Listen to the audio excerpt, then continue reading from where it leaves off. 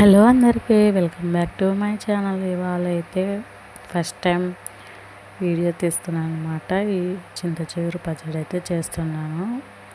వారం రోజుల పాటు నిల్వ ఉంటుంది అనమాట. ఈ పచ్చడి అయితే చాలా టేస్టీగా ఉంటుంది, ఇంకా పుల్లగా ఉంటుంది, సూపర్ టేస్ట్ ఉంటుంది. నాకైతే చాలా ఇష్టం.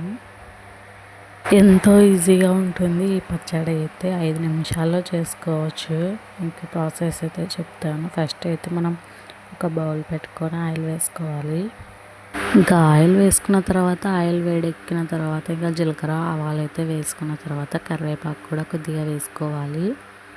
మా అమ్మ వాళ్ళ ఊర్లో అయితే చింత చిగురు ఎక్కువగా ఉండేది, కానీ మా అత్తమ్మ ఊర్లో అయితే చింత చిగురే లేకుండా పోయింది. ఇంకా ఇంటికి వచ్చినప్పుడల్లా కొనుక్కోవాలి.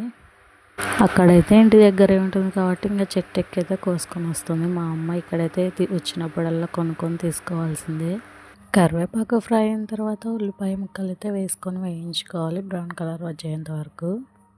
బ్రౌన్ కలర్ అంటే మరీ అంత బ్రౌన్ కలర్ కాదు, లైట్గా బ్రౌన్ అవ్వాలి. కాసేపు మూత పెట్టించుకుంటే ఆవిరికైతే మగ్గిపోతుంది. ఇంకా అవి బ్రౌన్ కలర్లోకి అయితే వస్తాయి లైట్గా. ఉల్లిపాయ ముక్కలు మాడిపోకుండా ప్రతిసారి ఇంకా 5-2 మినిట్స్ టైమ్స్ అయితే మనం కలుపుతూ ఉండాలి ముక్కల్ని అయితే, లేదంటే మాడిపోతూ ఉంటాయి. 2 మినిట్స్కి ఒకసారి మూత తీసి అయితే కలుపుకోవాలి మనం. ముందు వీడియోలో అయితే ఎగ్ బిర్యానీ అయితే చేశాను, ఇంట్రెస్ట్ ఉంటే చూడండి, చాలా బాగుంటుంది. ఛానల్ని కొత్తగా అయితే స్టార్ట్ చేశాను. వీడియో నచ్చితే లైక్ చేయండి, అలాగే ఛానల్ని సబ్స్క్రైబ్ చేయండి, సపోర్ట్ చేయండి. ఉల్లిపాయ ముక్కలు బాగా మగ్గించుకున్న తర్వాత ఇంకా చింత చిగురు పుల్లగా తక్కువ ఉంటే మనం చింతపండు అయితే యాడ్ చేసుకోవాలి ఇందులోకి.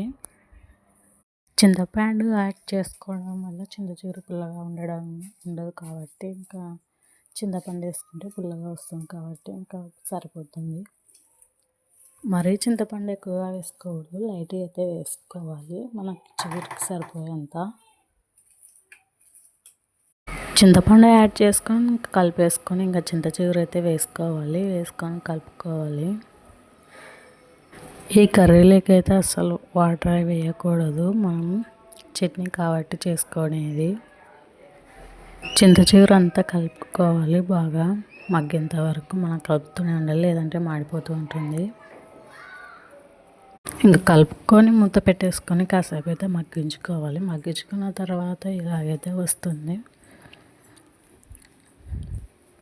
నెక్స్ట్ వచ్చేసి ఇంకా పసుపు ఇంకా ఉప్పు అయితే యాడ్ చేసుకోవాలి. మనం రుచికి సరిపడేంత ఉప్పు అయితే వేసుకోవాలి. కలుపుకొని కాసేపు మూత పెట్టేసుకుంటే ఇంకా అందులో ఉన్న నీరు మొత్తం ఇంకిపోయి ఉంటాయి. ఇంకా నెక్స్ట్ వచ్చేసి కారం అయితే వేసుకోవాలి కలుపుకున్న తర్వాత. ఇంకా అందులో కారం వేసుకొని కలర్ మారేంత వరకు అయితే మనం కలుపుతూ ఉండాలి. కలర్ మారేంత వరకు ఇంకా ఇలాగే కలుపుతూ ఉండాలి. తర్వాత వచ్చేసి మూత పెట్టేసి కాసేపు అయితే మగ్గించుకుంటే ఆయిల్ పైకి తేలుతూ ఉంటుంది.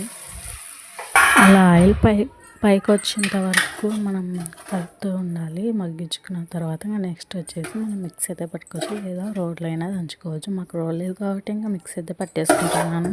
ఇక మిక్సీ పట్టుకున్న తర్వాత ఇలాగైతే వస్తుంది. మన టేస్టీగా చాలా సూపర్గా ఉంటుంది. ఖచ్చితంగా ట్రై చేయండి మీరు కూడా. కలర్ఫుల్గా బాగుంటుంది, వారం వరకు నిల్వ ఉంటుంది, వారం కూడా ఉంచలేరు, అంత టేస్టీగా ఉంటుంది అన్నమాట. ఇక మిక్సీ పట్టిన తర్వాత అయితే వేరే గిన్నెలు అయితే తీసి పెట్టుకోవాలి. మనం ప్లాస్టిక్ డబ్బాలో అయినా పెట్టుకొని ఫ్రిడ్జ్లో అయితే పెట్టుకోవచ్చు. ఇంకా చింత చిగురు పచ్చడి రెడీ అయిపోయింది. వీడియో నచ్చితే చిన్న లైక్ ఇచ్చి అలాగే మన ఛానల్ని సబ్స్క్రైబ్ చేసుకోండి. తప్పకుండా ట్రై చేస్తానని అనుకుంటున్నాను. చట్నీ అయితే సూపర్ టేస్టీగా ఉంటుంది.